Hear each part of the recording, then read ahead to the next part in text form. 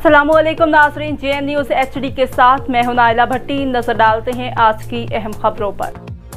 बिहाड़ी से bureau chief हाजी अकरम भट्टी की report के मुताबिक मेलसी के मरूफ शायर, नकाद और समाजी शख्सियत मोहम्मद नवाज जरी की याद में हल्का अहले कलम के ज़ेर एहतमाम मरकज़ी मिलाद कमेटी और फर्जंदान मेलसी के इश्तराक से जना हॉल मेलसी में एक परवेगार ताज़ियत दी अदबी रेफरेंस मुनक़द हुआ। इस तकरीब में साबिक़ सदर district bar association Multan Waseem Mumtaz advocate ने कहा कि मोहम्मद नवाज जजरी मरहूम एक हिम्मत जहद शख्सियत के मालिक थे। वो उनकी ज़िंदगी में चिराग अव्वल साबित हुए। एडिशनल सेशन जज मुल्तान राशिद नवाज जरी ने कहा कि बतौर वालिद उन्होंने असूल पसंदी मगर तालीमी चॉइस में आज़ादी थी।